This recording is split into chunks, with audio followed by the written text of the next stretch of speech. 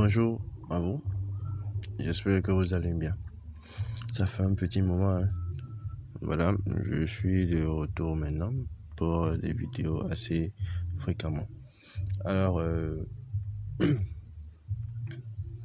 dans mon canal Telegram, vous avez voté en fait, pour ceux qui sont dans le canal, vous avez voté à ce que je fasse des vidéos sur des setups et que j'explique. Donc, c'est par là nous allons donc commencer. Donc, il y aura uniquement une playlist pour ça. Analyse, setup et explication. D'accord? Donc, voilà. Nous allons donc commencer. Alors, nous allons commencer par la paire NZD-USD. Ok? Nous allons commencer par la paire NZD-USD. Excusez. Avant de commencer une analyse sur le marché, la première des choses, c'est d'abord d'identifier la tendance et de trader compte tenu de l'évolution de la tendance. Ok? Donc ici, nous allons essayer de chercher à voir quelle est la tendance du marché ici. Ok? Donc ici, nous allons d'abord essayer de tracer. On a un high ici, un low ici, un high ici, un low ici, un high là, un low ici, un high ici. Ok, on a un low là, un high ici, un low, un high, un low et un high là. Donc le marché est comme ceci. Pour certains, ils se diront bon, le marché n'a pas de tendance, d'accord? Mais certes, vous allez voir. Si vous savez bien analyser, vous allez voir que le marché suit une tendance en weekly ici, d'accord? Donc nous allons commencer par faire ceci. Lorsque je vous avais parlé de la notion de liquidité, j'avais dit en fait que nous avons voilà des equal low, des equal high avec des stop points, ok, qui marquent que le marché est en train de continuer sa tendance. Donc ici nous allons voir ici que nous avons un double bottom ici que nous appelons ici chez nous, ceux qui font le ICT ou du SFC, nous appelons ça equal low. Ok, nous appelons ça equal low. Donc, et ce equal low là en fait, ça signifie quoi? C'est de la liquidité, d'accord? C'est de la liquidité, donc je vais mettre equal low. C'est de la liquidité, donc ça je mets là. Donc après ça, nous avons vu que le marché est reparti à la hausse et est revenu prendre cette liquidité là. Or, certains auraient pu s'attendre à prendre position quelque part là, voilà. Bon, pour certains, ils auraient pu prendre position là. Et là, ils diront voilà, le marché a cassé ici la structure, le marché est reparti à la hausse. Voilà, le marché viendra ici, bim, je prends directement position. Une fois que tu prends position, tu te fais sortir par le marché assez rapidement. Ouais, donc on prend position, on dit que voilà, je vais faire comme ceci. Et voilà, donc le marché vient là, le marché brise et puis le marché te fait sortir. La notion de en fait, le marché en fait se repose beaucoup plus sur la notion de liquidité. Quand tu sais où se trouvent en fait les liquidités, les prises de liquidité, tu sais où prendre ta position. Parce que le marché cherche toujours à faire sortir les gens en fait. D'accord? Donc c'est par là en fait nous on va attraper le marché et aller dans sa tendance. D'accord? Donc ici nous allons voir que voilà, nous avons eu un stop point qui est ici. D'accord? Le stop point ici maintenant, après le stop point qui est là, le marché est reparti à la hausse et le marché nous a cassé ce précédent high qui est ici. Ok? Ça a cassé ce précédent high qui est là. Donc nous pouvons dire que nous avons une structure dans le genre comme ceci. Un truc comme ça et une cassure ici. Ouais, donc ici nous avons notre equal low là, le stop point est ici. Alors avec le stop point, malgré ça, on ne sait toujours pas où est-ce que le marché va comme direction. D'accord? Même nous allons voir déjà que nous avons déjà une cassure de structure ici. Nous pouvons indiquer en fait que le marché est en tendance haussière. Maintenant, avec le stop point encore qui nous donne plus de précision, nous allons voir en fait que, voilà, nous allons tracer notre zone de stop point ici. Ok? Voilà.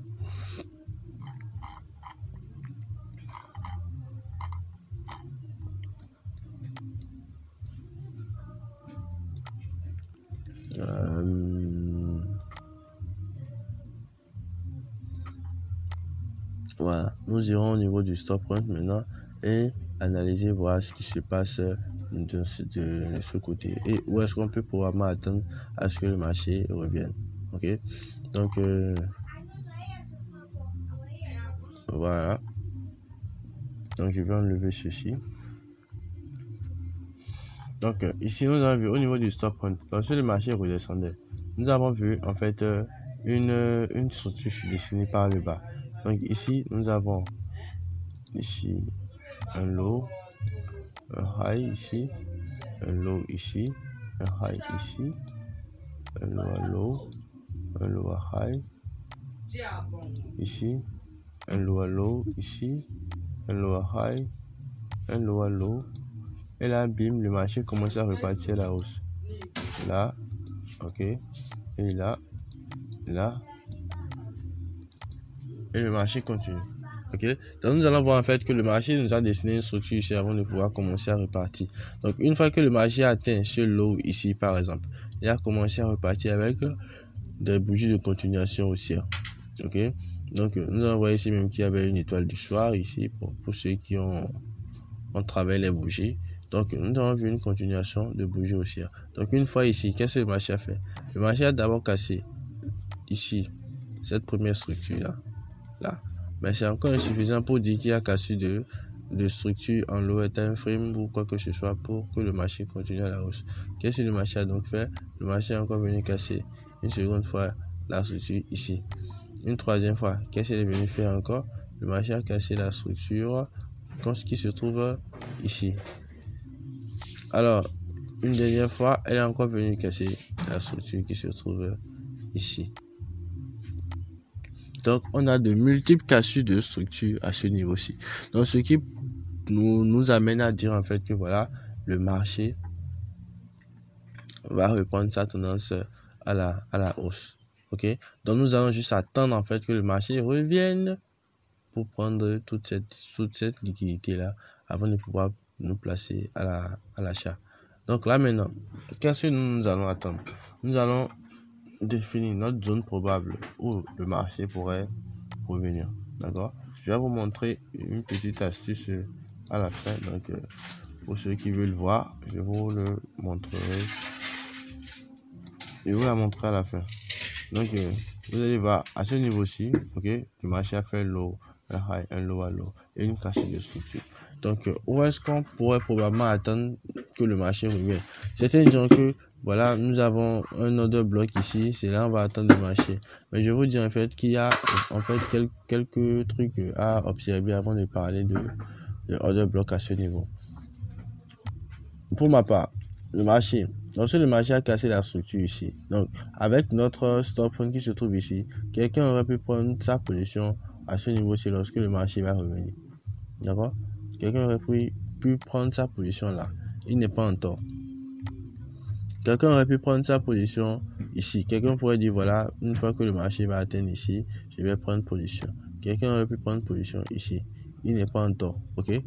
Maintenant, quelqu'un aurait également pu prendre sa position ici. Voilà. Là aussi, il n'est pas en tort. Et pour ma part, c'est là en fait je pourrais prendre ma position. Parce que nous voyons ceci. Lorsque le marché fait ceci, ok, il fait ça. Il fait un stop point.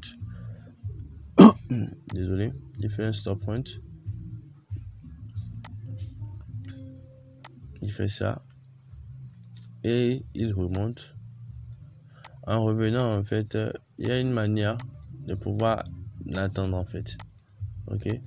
Donc, il vient là, comme ceci. Et puis, voilà. le marché repart à la hausse. En fait, lorsque le marché revient ici, vous pouvez déjà prendre votre position là. Ok, vous pouvez déjà prendre votre position là. Donc c'est un truc dans le genre en fait qui se trouve ici. Ok, vous pouvez déjà prendre votre position là et vous mettez votre stop loss ici. C'est à vous de voir. Ou soit vous mettez ça à 50%. Donc cela voudrait dire quoi en fait? Quelqu'un peut mettre sa première position là au début. Quelqu'un peut mettre sa position ici en deuxième position et en troisième position là. Tout compte fait, il n'est pas en tort. Une fois qu'il connaît déjà la tendance du marché, le marché ira dans le sens où il a prévu en fait. Ok, donc ici nous voyons clairement que le marché est dans une tendance haussière. Ok, le marché est dans une tendance haussière. Donc là maintenant nous avons voilà nos trois zones potentielles où le marché pourrait revenir. Donc qu'est-ce que le marché va faire d'abord? Une fois que le marché est allé à la hausse, le marché va revenir sur notre demand zone où on l'attendra pour prendre position. Donc je vais essayer de dézoomer. Voilà. Donc vous voyez avec moi que celui qui aurait pris sa position ici, il n'est pas en tort. Celui qui aurait pris sa position en deuxième position ici, il ne serait pas en tort. Celui qui aurait pris sa position ici ne serait pas en tort également. Et vous voyez même clairement que le marché est venu pile poil en fait là où moi je m'étais dit que j'allais entrer. Imaginez vous prenez un truc dans le genre en weekly, bah, c'est assez énorme. Hein? C'est assez énorme. Donc qu'est-ce que nous voyons ici? Que le marché voilà, a retracé jusqu'à ce qu'il est venu dans notre POI. Ok? Donc là maintenant, prend sa position clairement. En fait, ce schéma là, c'est ce qui se dessine aussi en fait en lower time frame. Tout ce qui se passe en lower time frame peut se passer en higher time frame et vice versa. Ok, et vice versa. Mais ici que nous savons que le marché est en tendance haussière. Maintenant, allons découvrir maintenant des setups de tendance haussière que nous allons faire. Donc nous allons voir ici que le marché, nous allons prendre ceci. C'est un setup pour bas qu'on va essayer de déterminer. Voilà, un low, un high, low ici, high là,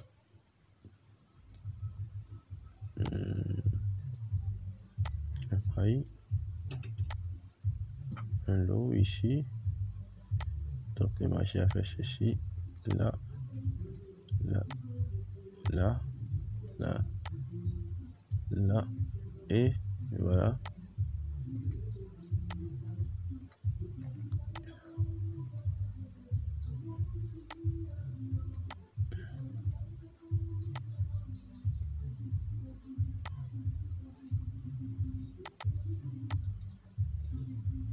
Donc ici nous pouvons voir qu'en fait le marché était en tendance baissière, d'accord? Donc nous avons une cassure ici, une deuxième cassure ici et une troisième cassure ici. Je pense bien. Voilà, nous avons une troisième cassure ici. Ce qui nous montre qu'en fait que le marché est en train de reprendre sa tendance à la hausse, d'accord? Donc ici probablement nous allons essayer de trouver notre zone où attendre que le marché revienne avant de pouvoir prendre position. Ici nous sommes en weekly, ok? Nous sommes en weekly, donc probablement le marché reviendra quelque part ici, d'accord? Probablement le marché reviendra quelque part ici, mais ce niveau aussi n'est pas négligé. Donc il pourrait peut-être venir là, montrer des setups de petits retracements et le marché reviendra à la baisse ici. Et c'est dans cette zone là on va essayer d'observer ce que le marché fera et en fonction de ça on pourrait prendre notre position. D'accord? Maintenant, vu que le marché est en tendance baissière ici, c'est-à-dire ce niveau-ci, ok? Donc vu qu'on sait que le marché est en tendance baissière, à nous maintenant d'aller déterminer des setups de baisse ici. D'accord? Vu que nous sommes en weekly, donc j'ai une tendance ici également. D'accord? Donc ici, quand on va vouloir déterminer la tendance du marché, là, low, high, lower low, lower high, lower low. D'accord? Donc ici, nous voyons que le marché est en tendance baissière. Maintenant, go en H4.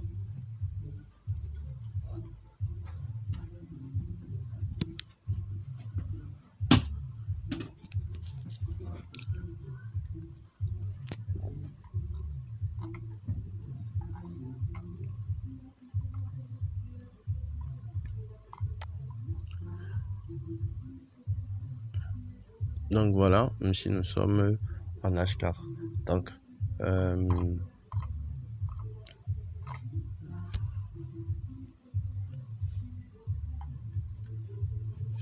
voilà, ici on a bon, notre high ici, voilà.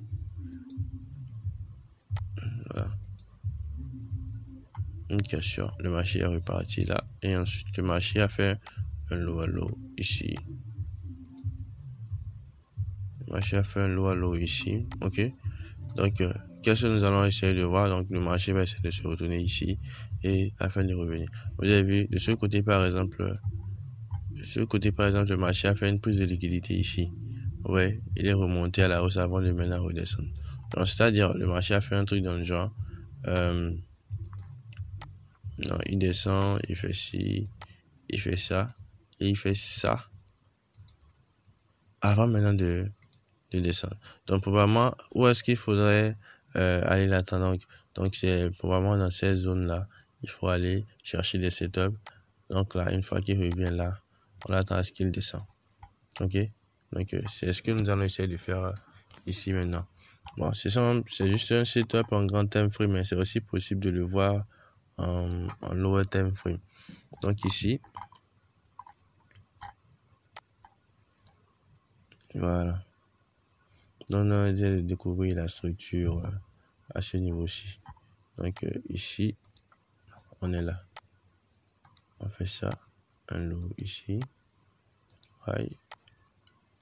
Low, low. Low, high. Low, low. Et ici, peut-être un equal high ici, peut-être. Ouais. Donc, low, high. Low, high. Et là, nous avons un low, un high là. Un low, un high. Un low également. Donc, on peut clairement voir que le marché est en tendance baissière. Alors, pour certains, comment est-ce qu'ils font? Je ne sais pas si vous avez déjà entendu parler de premium discount. Donc, c'est une manière de dire que vous prenez votre Fibonacci du début de la liquidité externe, c'est-à-dire du début de la tendance jusqu'à la fin de la tendance. Ok. Bon, ici, on ne sait pas si le marché a commencé à retracer en fait. Ok. Donc, le début jusqu'à la fin de la tendance comme ceci. D'accord? Donc, tout ce qui est ici. En fait, donc, si vous prenez votre... lorsque vous voulez savoir où se trouve probablement votre demand zone, en fait, on dit lorsque le marché est en tendance baissière, c'est ce qui est en dessous des 50%. Ok? Ce qui est en dessous des 50%. Donc, c'est dans cette zone-là, en fait, là, va se trouver votre order block. Tu vois? Bon, je dis order block ou demand zone, hein, bon, c'est un peu un ami de langage. Donc, notre demand zone se trouvera ici, ou bien ça peut se trouver ici. Ok? Donc, c'est le marché, c'est en fait au marché de décider. D'accord? Mais si c'est que nous on va vouloir établir un setup. Déjà en 4 heures, est-ce possible que le marché revienne encore à la hausse comme ceci avant de redescendre? Donc, à cause de ça, maintenant, nous irons maintenant en lower time frame, nous irons en 1 heure, histoire de pouvoir trouver des setups qu'on pourrait prendre assez rapidement. D'accord? Et en fonction de ça, savoir comment gérer notre money management.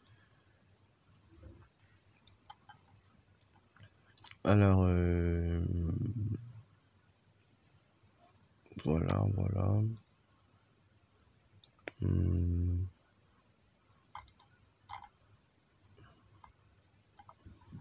Voilà, par exemple ici.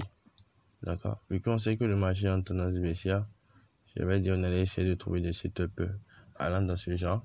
Donc ici, en H1, qu'est-ce que nous pouvons voir? Le marché a fait un high ici, un low, un high ici. Donc il est venu prendre cette liquidité là et le marché est redescendu à la baisse. D'accord? Une fois redescendu à la baisse, il a fait un retracement, ok? Et il est revenu dans ce niveau. On ira découvrir en fait comment est-ce qu'il a fait tout ça. Donc ici, par exemple, nous pouvons voir qu'il y a un equal high à ce niveau-ci. Bon. Certains diront comment est-ce que j'ai fait pour voir ça. C'est un peu l'habitude. Ici, nous avons un equal high ici.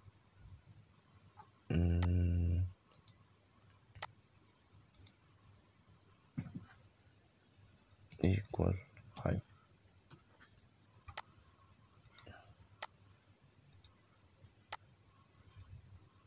Donc, nous avons un equal high là. Donc ici, nous avons une prise de liquidité. Donc, nous dirons en M15. En M15 pour identifier. Voilà.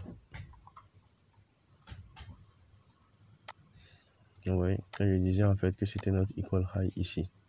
Donc, le marché a fait une prise de liquidité à ce niveau-ci avant de commencer à redescendre. Donc, pour notre prise de liquidité, nous avons notre order block comme ceci.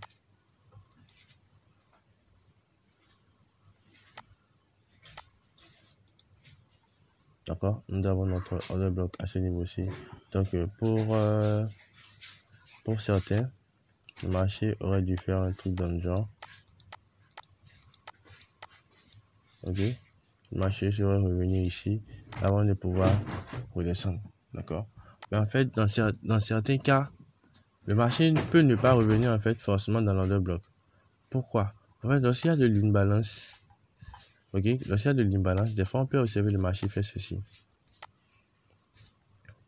Il va prendre la liquidité ici, ok, et il va faire ça, d'accord, il va faire ça. Et là, après la cassure de sa structure là, le marché fait juste ceci. Il revient en fait au niveau de, comment dirais-je, de la ligne de coût, ok, il revient juste dans la zone ici, d'accord, et il vous montre des setups de retournement de tendance. Et puis, bim, vous pouvez prendre votre position. Ok, de la même manière, on peut s'attendre juste à ce que le marché revienne dans notre zone de order block, ce qu'on connaît déjà tous. Et là, il montre du setup de retournement. Et voilà, on prend notre position. En fait, il y a deux manières de prendre position à ce niveau. Ok, il y a deux manières de prendre position à ce niveau. Donc, c'est à vous de voir. Qu'est-ce que ça vous montre comme setup? Est-ce qu'une fois au niveau de la ligne de cours, elle vous a montré un setup où elle allait se retourner ou elle ne vous a pas montré? Ok, donc c'est à vous de voir en fait comment gérer ou bien comment observer le marché à ce niveau-là. C'est pour ça en fait on dit il ne faut pas être pressé pour pouvoir prendre position. Ok, donc je vais juste tracer en fait la zone là ici. Voilà.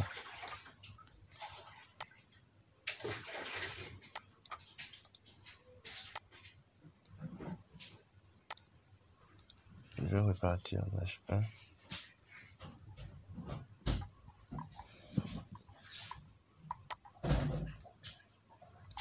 Donc, vous allez voir, en fait, quand je parle de l'imbalance, c'est ceci. Ok, il y avait de l'imbalance ici, par exemple. L'imbalance, c'est les ordres que les banques n'ont pas pu fermer. Ok, donc ils sont revenus rechercher leur truc, leur ordre perdant, donc ils ont fermé et puis voilà, ils ont ramené le marché à la baisse. Ok, donc vous avez vu ici, par exemple, le marché est revenu combler l'imbalance et est reparti. Donc, ce qui vous a dit que ils ont fait un truc dans le genre. Donc, ils sont revenus là. Et puis, maintenant, ils ont fait là. Jusqu'à ce qu'ils sont venus combler, en fait, l'imbalance qui se trouve là. D'accord? Une fois l'imbalance comblée maintenant, donc, le marché va essayer de aller continuer sa tendance à la baisse. Certes, nous avons dit que le marché allait faire un grand retracement. Oui, mais bon, là, sur le champ là, c'est un setup de vente que nous voyons là. D'accord? Donc, nous irons encore en M15. Voilà. Donc, bien. Maintenant, vous voyez cette bougie là, cette bougie verte avec une longue mèche là. Voilà. En fait, il y a beaucoup de choses à observer sur le marché. Il faudrait être attentif. On peut tracer beaucoup de zones. D'accord? Mais c'est lorsque le marché viendra dans telle zone, il faudrait observer comment est-ce qu'il a réagi. D'accord? C'est là, il faudra observer comment est-ce qu'il a réagi. Pourquoi est-ce que le prix ne pourrait plus revenir à ce niveau-ci? D'accord? Vous voyez, lorsque le marché a laissé l'order bloc, le marché devait continuer à la baisse. Une fois que le marché a commencé à aller à la baisse, qu'est-ce que vous voyez ici? Cette mèche ici, ça veut dire beaucoup de choses. D'accord, cette mèche ici, ça veut dire beaucoup de choses. L'imbalance que le marché avait laissé là, ok, lui, il est venu combler ça et il est reparti dans la zone de l'order block ici pour le désactiver. D'accord, ça veut dire que cet order block n'est plus valide. Ok, une fois que le marché est venu à la baisse, il a laissé une bougie haussière ici. D'accord, une bougie haussière et le marché est revenu là. Mais une fois que le marché est revenu à la baisse, cette bougie haussière est venue et aller combler en fait l'order bloqué ici. Sinon, nous allons prendre ici comme notre zone pour pouvoir prendre position. D'accord. Maintenant, une fois qu'elle a laissé celui-ci, ok, cette bougie, ce pin bar là, ou bien un marteau, bon, c'est entre les deux. Voilà. Lorsqu'il a fait ça, qu'est-ce qu'il a fait? Lorsqu'il a fait sortir en fait une bougie haussière ici et une bougie baissière, du moins, désolé. Donc après cette bougie, on va bien voir qu'il y a de l'imbalance là. Ok, il y a de l'imbalance à ce niveau-ci. Et après ça, le marché a fait ça et il a commencé à aller à la baisse. Et cette petite consolidation qu'il a fait ici, c'est un truc dans ce genre. Disons comme ceci. Et là, à ce niveau-ci, il a fait ça. Et avant de continuer à la baisse. Ok, c'est un truc comme ça, il a fait avant de continuer à la baisse. Donc, pour nous qui tradons le ICT ou le SMC, c'est en fait une bonne nouvelle pour nous. Parce que lorsque ça fait ça, le marché te montre un truc comme ça. Tu t'attends à ce que, fort probable en fait, ok, que lorsque le marché va commencer à retracer, le marché vienne briser en fait la zone en fait. Ok, pour pouvoir repartir dans notre zone de order block qui est là avant que le marché ne commence à aller à la baisse. Donc là, nous, on s'attendra à ce que le marché revienne là et là, on pourrait prendre notre position et là, aller jusqu'à notre take profit. D'accord? Donc, c'est en fait une très belle information d'avoir un truc dans ce genre. C'est pour ça qu'il disait en fait qu'il fallait bien observer le marché. D'accord? Donc ici, nous, ceux qui traitent dans le SMC, ils vont l'appeler FTR ou bien voilà, fake zone ou bien un truc dans le genre.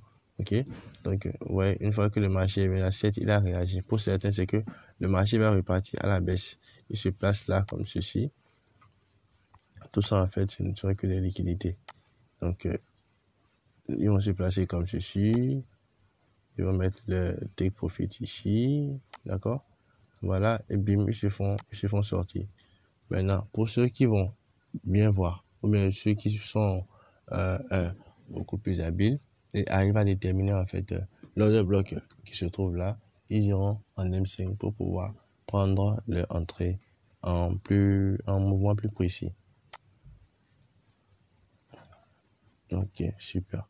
Donc vous avez vu la bougie genre, qu'on appelle la hausse avant la baisse. Et ça, notre order bloc. Donc, une fois que nous avons déjà ça là, ok, une fois que nous avons déjà ça là, donc notre travail, c'est tout simple. Parce qu'en fait, ici, le marché nous avait déjà donné une information très capitale. Ok, le marché nous a donné une information capitale ici. Donc, ce qui nous amène à pouvoir prendre notre position là, comme ceci. Désolé.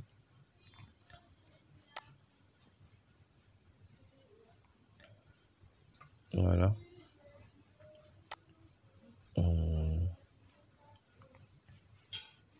Donc, un truc comme ceci. Donc, un ratio de 1 pour 3,72.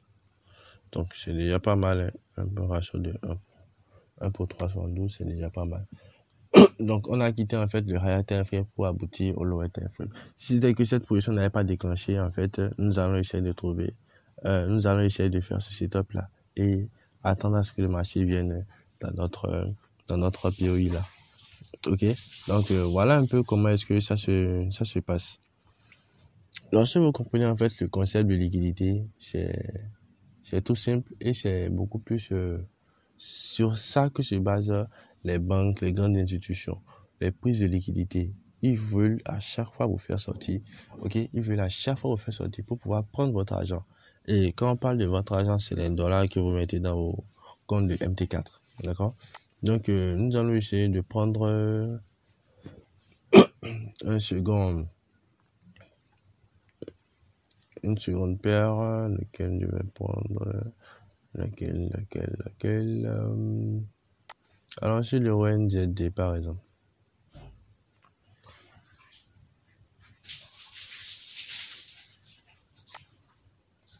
Ok.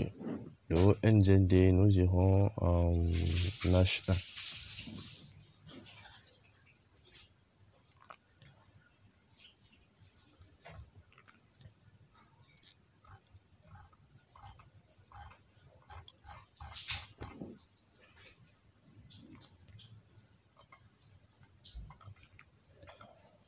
Je crois que ce setup, j'avais balancé ça dans le canal. Ouais, je crois que j'avais balancé ça dans le canal.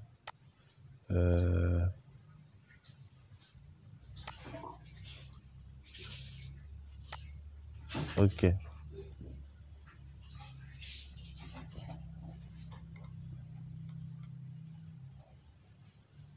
D'accord.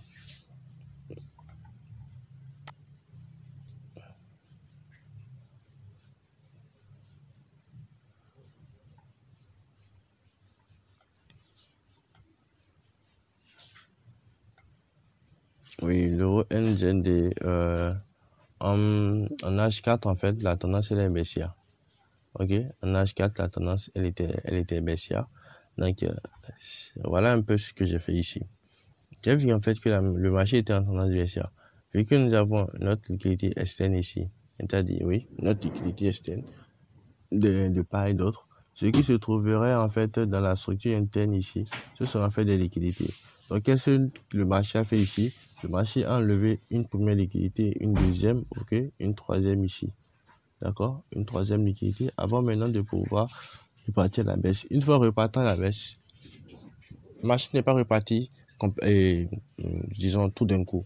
Donc, il est d'abord parti encore, prendre encore quelques petites liquidités qui se trouvaient ici, d'accord? Avant même de commencer à consolider, et voilà comment il a laissé de l'imbalance ici, d'accord? Une fois que le marché est reparti prendre les prix, une fois que le marché est reparti prendre les liquidités, ok, moi je me suis dit, bah voilà, j'ai mon order block qui se trouve déjà là, parce que je vous avais déjà expliqué un truc ici. Lorsque le marché commence à faire ceci, d'accord, et il fait ça, et il prend la liquidité en fait ici, avant de continuer à la baisse, ok. La zone probable où il faut attendre le marché, c'est là où il a laissé l'order blocker à ce niveau. Ok, c'est là il a laissé l'order block à ce niveau. Donc c'est là en fait il faudrait observer. Ok, donc vous allez voir, est-ce qu'il a laissé de l'order block là, dans la zone ici? Si oui, vous l'attendez là et vous voyez les setups qui va vous montrer avant de pouvoir prendre position. Ok, c'est comme ça en fait ça se passe avec les liquidités. Lorsque ceux qui sont patients en fait, lorsqu'ils arrivent à voir ça en fait, ils sont tellement contents. Parce que quoi, ils savent au moins qu'ils pourront prendre un trade avec beaucoup plus de précision en fait. Ok, donc c'est un peu ça. Donc ici, j'ai pris mon order block qui se trouve là, d'accord. Donc une fois que le marché est rentré à l'intérieur, le marché m'a montré un setup de vente. Allez, je vais vous montrer ça en je crois en M5. Ah non, en M5 pas. Je crois en M5.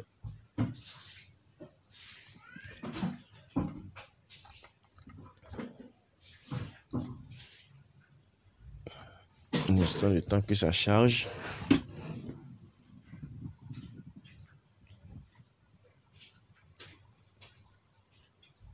Voilà. Oui, oui. Oui, voilà. Voilà, c'est ça. Top. Je vais encore défiler ça ici.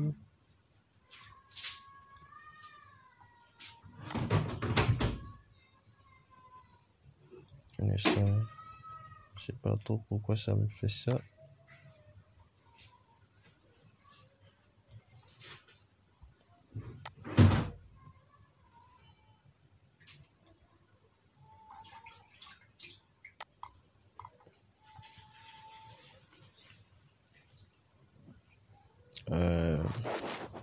Attendez-moi quelques instants, histoire que je règle ça.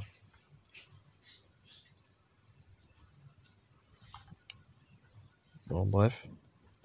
Nous allons essayer de faire ça comme ça. Pour les prochaines fois, ça ne sera plus de cette manière-là. Donc, ici, nous allons voir en fait que le marché a fait un high, un low, un high, un higher low, un higher high ici, ok, un higher low, un higher low, oui. Et maintenant, en fait, ici, le marché n'a pas cassé la petite structure qui est là. Et maintenant, A est revenu en bas. Donc, vous allez voir, en fait, ici, que nous avons comment dirais-je, une cassure de structure ici, d'accord? En low est un frame en M5. Après cette cassure de structure, voilà, sur notre order block qui se trouve là, on se place là directement. Et en fait, ce placement que j'avais eu à faire, c'était à la fermeture du marché. Ok, c'était le vendredi. Bon, j'ai pris ce risque-là de prendre position.